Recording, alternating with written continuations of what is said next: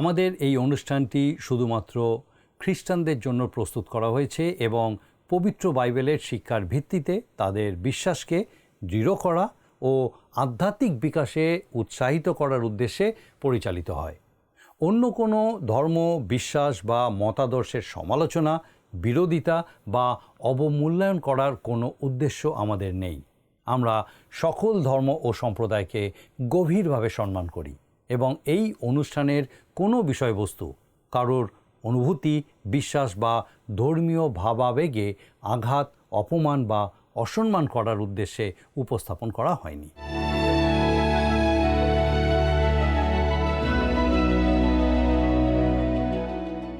নমস্কার প্রিয় বন্ধু, জীবনবাণী অনুষ্ঠানের আরও একটি নতুন পর্বে আপনাকে স্বাগত জানাই। আশা করি ঈশ্বরের অনুগ্রহে আপনি ভালো আছেন। গত পর্বে আমরা জেনেছিলাম যে ঈশ্বরের বাক্যকে হৃদয়ে জায়গা দিলে আর তার উপর ভরসা রাখলে তিনি জীবনের সব বড় বড় ঝড় শান্ত করতে পারেন। আর আজকের পর্বে আমরা আলোচনা করব মার্ক লিখিত সুসমাচারের 5 অধ্যায় থেকে। এখানে আমরা যিশুর 3টি অলৌকিক ঘটনা দেখব। তাহলে চলুন আজকের আলোচনা শুরু করা যাক।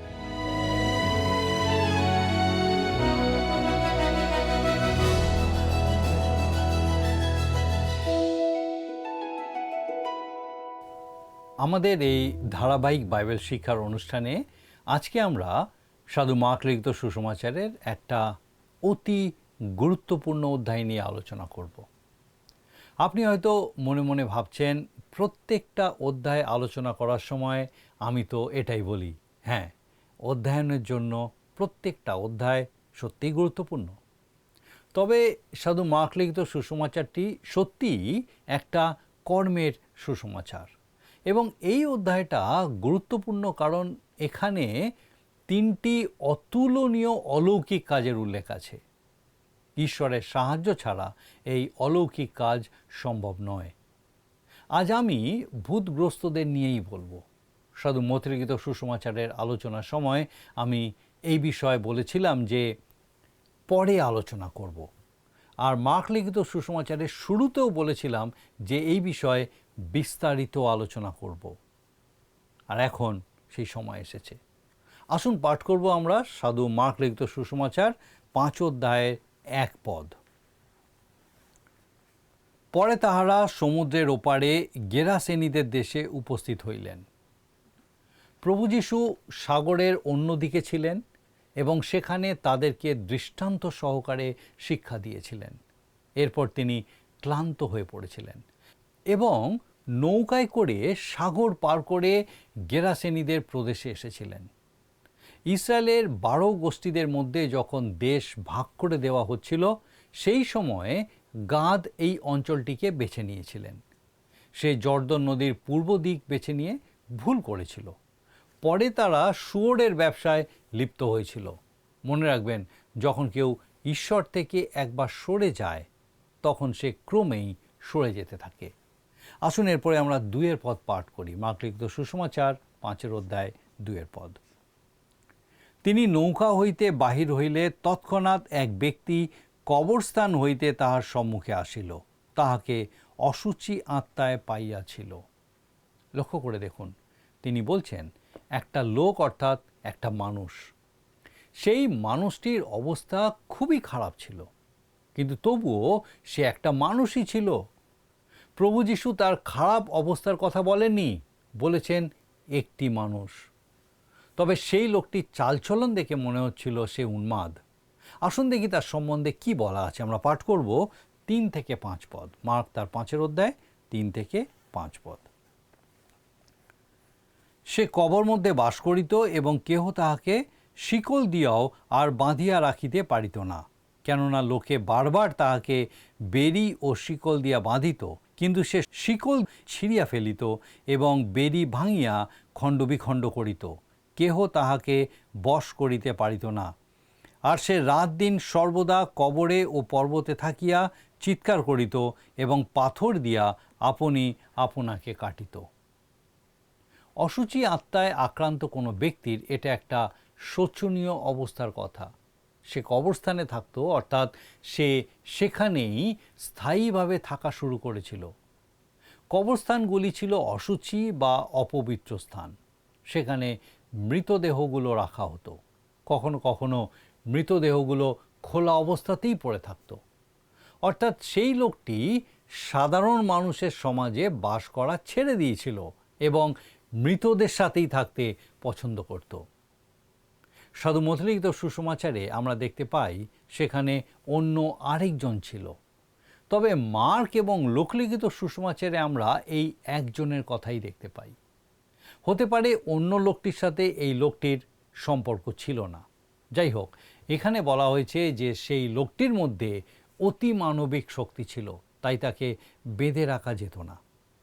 কারোর মধ্যে অতিমানবিক শক্তি থাকার অর্থ এই নয় যে সেই শক্তি ঈশ্বর তাকে দিয়েছেন। এটাই তার প্রকৃত উদাহরণ। তাকে দমন করা যেত না এবং তাকে শেকল দিয়ে বেঁধে রাখাও যেত না। তার অবস্থা খুব খারাপ ছিল।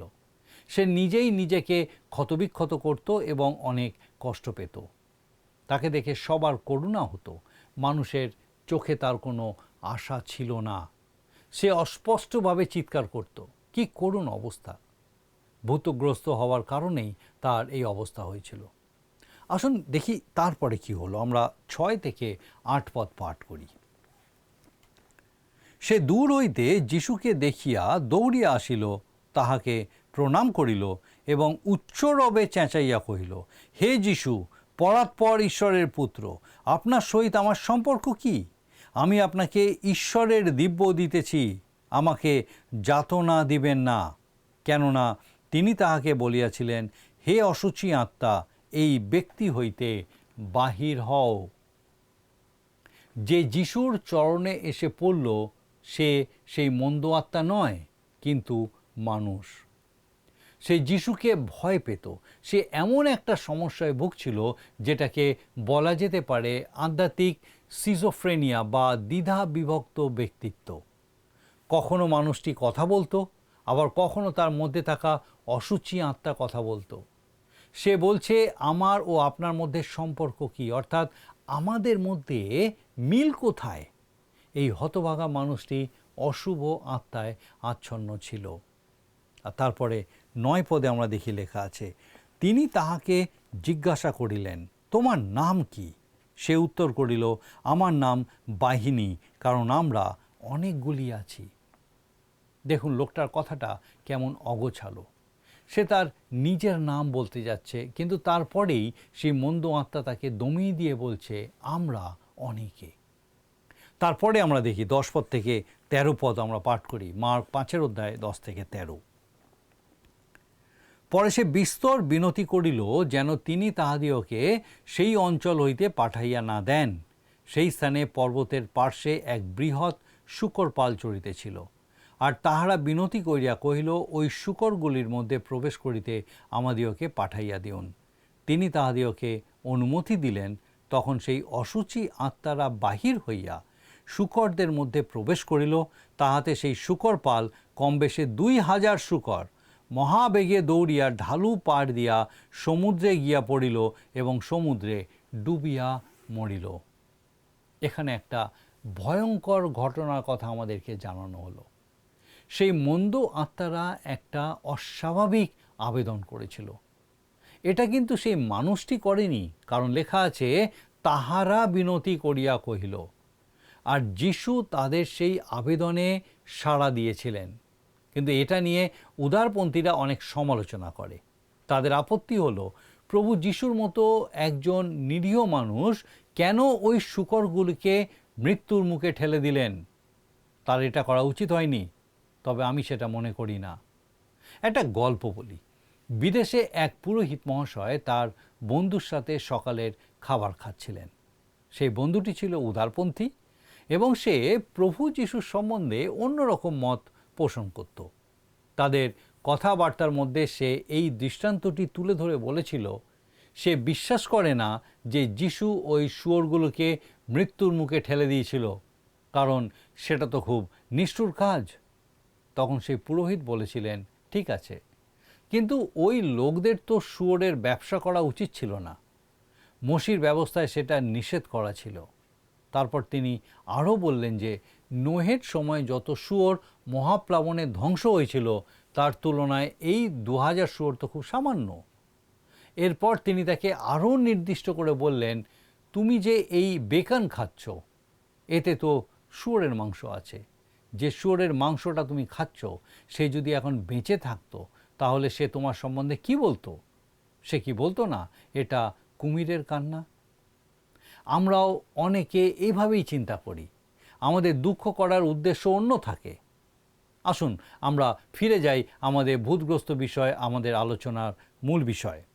আমরা দেখি শুধু মার্ক নয় কিন্তু শাস্ত্রের সব জায়গাতেই এই ভূত বা মন্দ আত্মাদের বাস্তবতা নিয়ে বলা আছে। আপনি যদি শাস্ত্রের বাস্তবতা মেনে নেন তাহলে ভূতের অস্তিত্বের কথাও মানতে হবে। প্রভু যিশুর কার্যকালের সময়ে এরকম অনেক ঘটনার কথা আছে, তবে তারা কেবল ওই সময় ছিল এমন নয়। আজও আমরা অপদেবতা, প্রেত, পিশাচ ইত্যাদির উপস্থিতির কথা শুনতে পাই।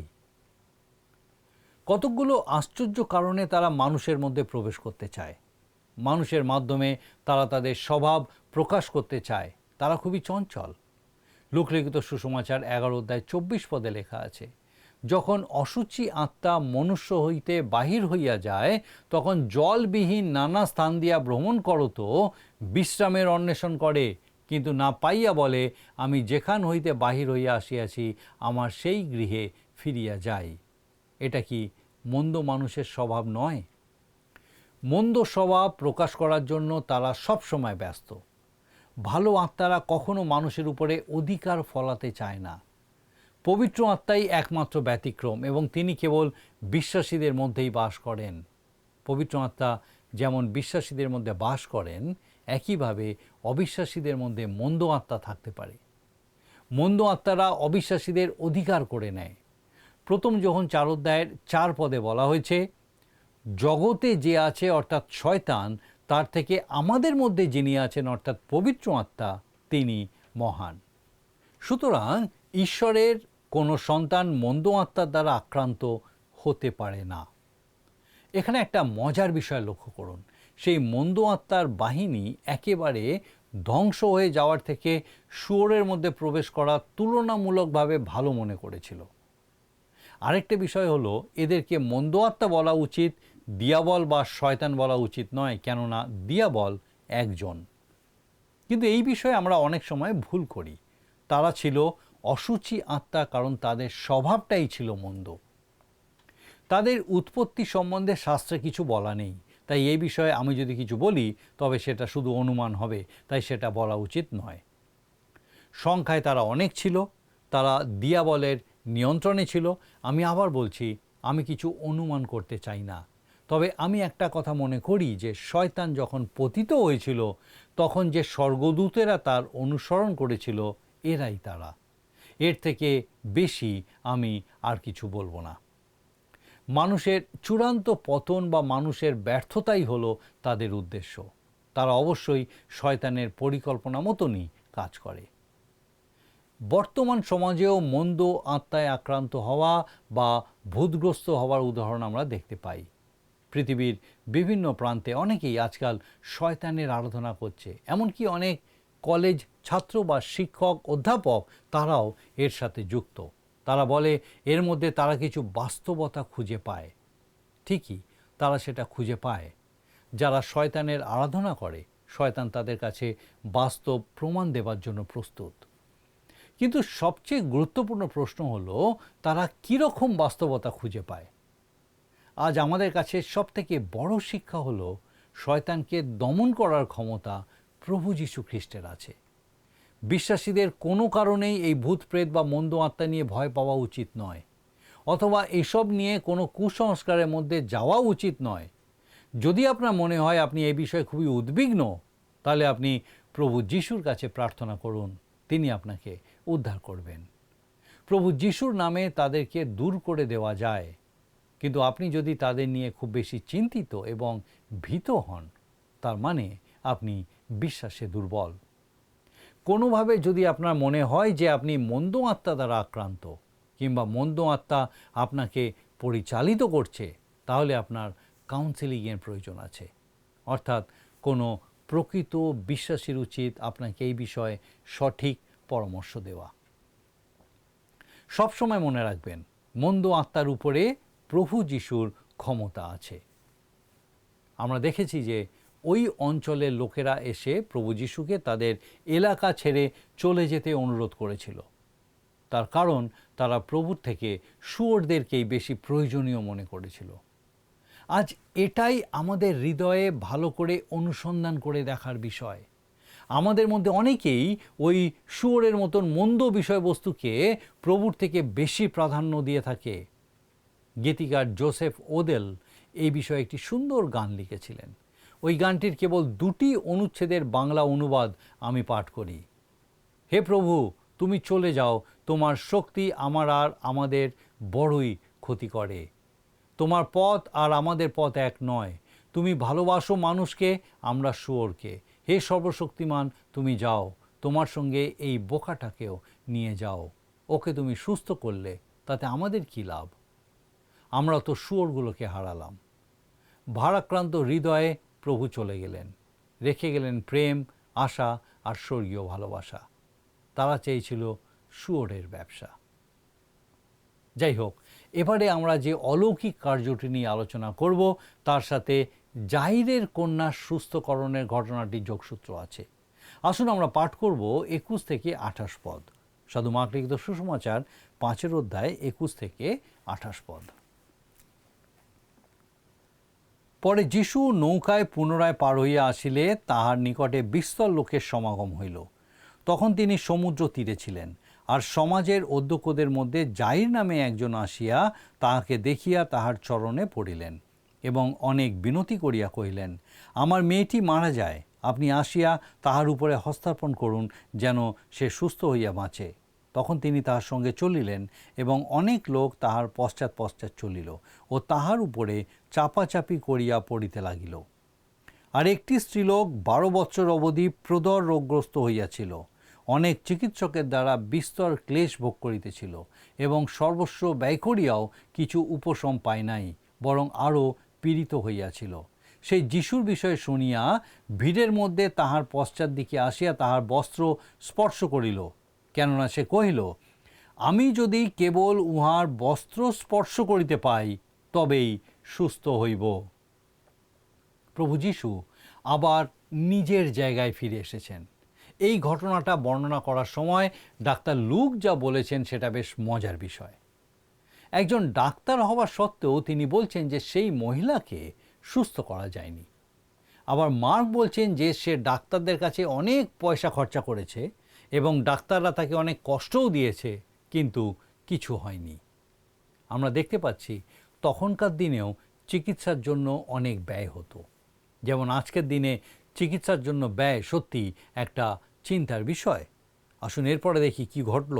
আমরা 29 থেকে 31 পদ পর্যন্ত পাঠ করি। মার্ক 5 অধ্যায় 29 থেকে 31 পদ। আর তৎক্ষণাৎ তাহার রক্তস্রোত শুকাইয়া গেল, আর আপনি যে ওই রোগ হইতে মুক্ত হইয়াছে ইহা শরীরে টের পাইল। যিশু তৎক্ষণাৎ অন্তরে জানিতে পাইলেন যে তাহা হইতে শক্তি বাহির হইয়াছে, তাই ভিড়ের মধ্যে মুখ ফিরাইয়া বলিলেন, কে আমার বস্ত্র স্পর্শ করিল? তাহার শিষ্যেরা বলিলেন, আপনি দেখিতেছেন লোকেরা আপনার উপরে চাপাচাপি করিয়া পড়িতেছে, তবু বলিতেছেন, কে আমাকে স্পর্শ করিল? শিষ্যদের কাছে এই প্রশ্নটা ছিল অবান্তর, কারণ অত ভিড়ের মধ্যে সবাই তো যিশুর উপরে চাপাচাপি করছিল, কিন্তু অতজনের মধ্যেও কেবলমাত্র একজন সুস্থতার জন্য বিশ্বাস সহকারে তাকে স্পর্শ করেছিল। আজকের পরিস্থিতি অনেকটা এইরকম। দেখুন, আমাদের চারিদিকে অনেক মানুষ আছে যারা আমাদের মতো একইভাবে যিশুর নাম নিয়ে চলেছে। তারা লোকদের বলে, যিশু এরকম, যিশু ওই রকম, আর সকলে মনে করে তারা বুঝি সত্যি যিশুকে জানে। হ্যাঁ, ঠিকই, তারা যিশুকে জানে, তারা যিশুকে স্পর্শ করেছে। তবে তারা যিশুকে সেইভাবে স্পর্শ করেছে যেমনভাবে ভিড়ের মধ্যে অন্যেরা স্পর্শ করেছিল। কিন্তু সেই স্ত্রীলোকটির মতো নয়। সেই স্ত্রীলোকটি সুস্থ হওয়ার বিশ্বাসে তাকে স্পর্শ করেছিল। এরপরে আমরা আসুন 32 থেকে 34 পদ পাঠ করি। কিন্তু কে ইহা করিয়াছিল তাহাকে দেখিবার জন্য তিনি চারিদিকে দৃষ্টিপাত করিলেন। তাহাতে সেই স্ত্রীলোকটি ভয়ে কাঁপিতে কাঁপিতে তাহার প্রতি কি করা হইয়াছে জানাতে তাহার সম্মুখে আসিয়া প্রণিপাত করিল, আর সমস্ত সত্য বৃত্তান্ত তাহাকে কহিল। তখন তিনি তাহাকে কহিলেন, হে কন্যে, তোমার বিশ্বাস তোমাকে রক্ষা করিল, শান্তিতে চলিয়া যাও ও তোমার রোগ হইতে মুক্ত থাকো। ওই মহিলা 12 বছর যাবৎ রোগগ্রস্ত ছিল। আর আপনি কি লক্ষ্য করেছেন যে সেই ছোট কন্যাটিও 12 বছরের ছিল। 12 বছরের যন্ত্রণা শেষ হলো, আবার 12 বছরের সেই আলো অন্ধকারে প্রবেশ করতে শুরু করলো। ওই কন্যার বাবা যে প্রভুর কাছে এসেছিল, সে যখন দেখলো যে প্রভু একটি স্ত্রীলোকের সাথে কথা বলে চলেছেন, তখন সে নিশ্চয়ই ভাবছিল, কেন উনি একটু তাড়াতাড়ি করছেন না? উনি কি বুঝতে পারছেন না যে আমার ছোট্ট কন্যাটি কত অসুস্থ? তিনি যদি তাড়াতাড়ি না যান তাহলে হয়তো আমার কন্যাটি মারা যাবে। কিন্তু প্রভু যীশু ইচ্ছা করেই সঙ্গে সঙ্গে তার সাথে যাননি, কিন্তু ওই স্ত্রীলোকটির সাথেই কথা বলছিলেন। তিনি যখন কথা বলছিলেন তখন একজন এসে তার বাবাকে কানে কানে বলেছিল। আসুন আমরা পাঠ করি 35 থেকে 40 পদ, আমরা দেখি ঘটনাটা কি ঘটছিল। তিনি এই কথা কহিতেছেন, ইতিমধ্যে সমাজগৃহের অধ্যক্ষের বাটি হইতে লোক আসিয়া কহিল, আপনার কন্যার মৃত্যু হইয়াছে, গুরুকে আর কেন কষ্ট দিতেছেন?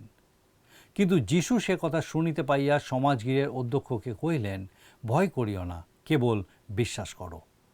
আর পিতর, যাকব এবং যাকবের ভাই যোহন, এই 3 জন ছাড়া তিনি আর কাহাকেও আপনার সঙ্গে যাইতে দিলেন না। পরে তাহারা সমাজের অধ্যক্ষের বাড়িতে আসিলেন, আর তিনি দেখিলেন কোলাহল হইতেছে, লোকেরা অতিশয় রোদন ও বিলাপ করিতেছে। তিনি ভেতরে গিয়া তাহাদিগকে কহিলেন, তোমরা কোলাহল ও রোদন করিতেছ কেন? বালিকাটি মরে নাই, ঘুমাইয়া রইয়াছে। ইহাতে তাহারা তাকে উপহাস করিল, কিন্তু তিনি সকলকে বাহির করিয়া দিয়া বালিকার পিতামাতাকে এবং আপন সঙ্গীদিগকে লইয়া যেখানে বালিকাটি ছিল সেইখানে প্রবেশ করিলেন। সুতরাং প্রভু যীশু ওই লোকটির সাথে তার বাড়িতে গেলেন এবং যারা বিশ্বাস করত না তাদেরকে বার করে দিলেন। তারপর তিনি ভেতরে প্রবেশ করলেন।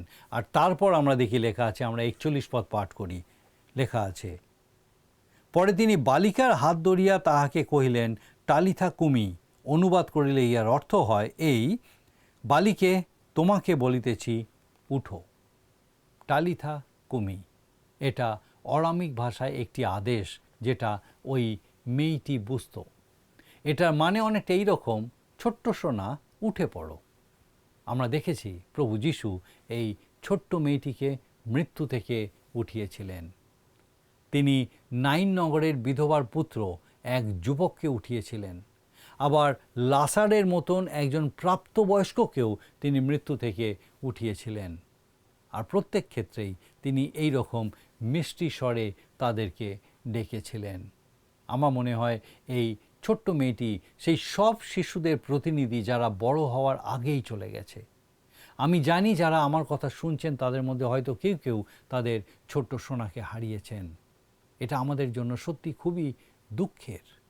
যদিও তারা এখন তার সঙ্গেই আছেন, তবে কোনো একদিন তিনি আবার সেই কথাটাই বলবেন, ছোট্ট সোনা উঠে পড়ো। তখন যে ছোট্ট সোনাদের আমরা অনেক দিন আগে হারিয়েছি, তারা আবার উঠবে, তাদের আত্মা সেই মহিমান্বিত দেহের সাথে মিলিত হবে, আর আমরা আবার আমাদের সেই ছোট্ট সোনাদের ফিরে পাব। কি অপূর্ব সুন্দর বিষয়, তাই না? এটা তারই শক্তির প্রকাশ। এরপর আমরা দেখি 42 আর 43 পদ, লেখা আছে, তাহাতে বালিকাটি তৎক্ষণাৎ উঠিয়া বেড়াইতে লাগিল, কেননা তাহার বয়স 12 বৎসর ছিল। ইহাতে তাহারা বড়ই বিস্ময়ে একেবারে চমৎকৃত হইল। পরে তিনি তাহাদিগকে এই দৃঢ় আজ্ঞা দিলেন, যেন কেহ ইহা জানিতে না পায়, আর কন্যাটিকে কিছু আহার দিতে আজ্ঞা করিলেন। দেখুন কত বাস্তব বিষয়। একটা 10-12 বছরের ছেলে বা মেয়ে যখন ঘুম থেকে জেগে ওঠে, তখন তারা অবশ্যই কিছু খেতে চায়, তাই নয় কি? তাই তিনি তাকে কিছু খেতে দেবার কথা বলেছিলেন। আজকে আমরা 3টে মহান অলৌকিক কার্যের বিষয় দেখলাম। আমার মনে হয় সাধু মার্ক লিখিত সুসমাচারের মূল বাণী এখানেই আছে। এই অংশ প্রমাণ করেছে প্রভু যীশু ঈশ্বরের ক্ষমতাযুক্ত ঈশ্বরের দাস। তিনি সক্রিয় হয়ে কাজ করেছেন এবং তিনি কারোর সেবা নিতে আসেননি, তিনি সেবা করতে এসেছিলেন আর অনেকের মুক্তির জন্য নিজের প্রাণ দিতে এসেছিলেন। আমাদের আজকের আলোচনা আমরা এখানেই শেষ করব। আমি বিশ্বাস করি আজকের এই শাস্ত্রবাক্য, আজকের এই আলোচনা আপনাকে বিশেষভাবে আশীর্বাদ করেছে, বিশেষভাবে আপনি ঈশ্বরের রব শুনতে সমর্থ হয়েছেন, আরেকবার নতুনভাবে উপলব্ধি করতে পেরেছেন যে কিভাবে প্রভু আপনাকে তার দিকে বিশ্বাসে স্থির হওয়ার আহ্বান জানাচ্ছেন, কিভাবে আপনার দৃষ্টি তার উপরে স্থির রাখার জন্য আরেকবার তিনি আপনাকে আহ্বান জানাচ্ছেন। আর আমার বিশ্বাস আপনি যথাযথ সিদ্ধান্ত নিতে সমর্থ হয়েছেন। আসুন প্রার্থনায় যাব, আর আমি চাইব এই সময় আপনি আমার সঙ্গে যোগ দিন। আসুন প্রার্থনা করি। পরম করুণাময় স্বর্গীয় পিতা, তোমার ধন্যবাদ, স্তুতি, প্রশংসা করি, তোমার গৌরব করিও প্রভু যে আরেকটি বার আমাদের জীবনে তুমি এই নতুন সুযোগ দিলে, তোমার জীবন্ত বাক্য অধ্যয়ন করার, তোমার রব শোনার নতুন সুযোগ তুমি আমাদেরকে দিলে। ধন্যবাদ দিই তোমার সেই প্রত্যেক সন্তান সন্ততির জন্য, সেই প্রত্যেক দর্শক বন্ধুর জন্য যাদের সঙ্গে নতুনভাবে তুমি কথা বললে তোমার জীবন্ত বাক্যের দ্বারা। প্রার্থনা করি প্রভু এই সময় যদি কেউ বিশ্বাসে তোমার প্রতি এইভাবে স্থির যে প্রভু তারা তাদের সেই হৃদয় থেকে তোমাকে ডাকছে, তারা চায় তুমি তাদের জন্য কাজ করো, স্পর্শ করো, অনুগ্রহ দাও, প্রার্থনা করি স্বর্গীয় পিতা তোমার পবিত্র পরাক্রমে তাদেরকে সেই অনুগ্রহ লাভ করতে তুমি সাহায্য করো। হতে পারে তারা হয়তো বিশ্বাসে স্থির হয়ে আছে যে তুমি স্পর্শ করলে তারা আরোগ্য পাবে। হতে পারে তা পিতাগো সামাজিক বা পারিবারিক কোনো সমস্যা, হতে পারে স্বামী স্ত্রীর মধ্যে বিচ্ছেদ, সম্পর্কের অবনতি, এবং তারা বিশ্বাসে স্থির স্বামী অথবা স্ত্রী যে প্রভু তুমি তাদেরকে সেই নতুনভাবে নতুন সম্পর্কে সম্পর্কিত করতে পারো। যদি স্বামীর কোনো সমস্যা থেকে থাকে দূর করো, যদি স্ত্রীর সমস্যা থেকে থাকে দূর করো এবং তাদেরকে আবার ফিরিয়ে আনো পিতাগো, যেভাবে তুমি তাদের একত্রিত করেছো যেন তোমারই নাম গৌরবান্বিত উচ্চকৃতময় মানিত হয়। পিতাগো যদি সন্তান সংক্রান্ত সমস্যা থাকে, যে সন্তান বিপথে চলে যাচ্ছে, প্রার্থনা করি প্রভু এই মুহূর্তে সেই বিপদগামী সন্তানকে স্পর্শ করো। তোমার অনুগ্রহে পিতাগো দয়া করো যেন সেই সন্তান আবার ফিরে আসে পিতা মাতার কাছে, বাবা মা একসঙ্গে পিতাগো পরিবারগতভাবে যেন তারা তোমার গৌরব করতে পারে স্বর্গীয় পিতা। যদি অন্য কোনো রকম পরিস্থিতি, অর্থনৈতিক সমস্যা বা অন্য কোনো কারণ যা তাদেরকে চূড়ান্ত হতাশায় নিরাশার মধ্যে পিতাগো ফেলে রেখেছে, প্রার্থনা করি তোমার জীবন্ত প্রত্যাশা, তোমার অনুগ্রহে তোমার সে আলোতে প্রত্যেককে পূর্ণ করো প্রভু। তুমি তাদের ছেড়ে দাওনি, তোমার সে ধার্মিকতার দক্ষিণ হাতের মধ্যে তাদেরকে তুমি সুরক্ষিত রেখেছো। এই বিশ্বাসে আরও উত্তরোত্তর বেড়ে উঠতে তুমি তাদের সাহায্য করো, কৃপা করো। সে প্রত্যেকের সকল ভাবনার সঙ্গে থাকো এবং তোমার মহা অনুগ্রহে পিতা সমস্ত মন্দতা অধার্মিকতা থেকে রক্ষা করো তাদের সকল ভার নাও। তোমার যিশু নামে ভিক্ষা দয়া করে শ্রবণ ও গ্রহণ করো। আমেন।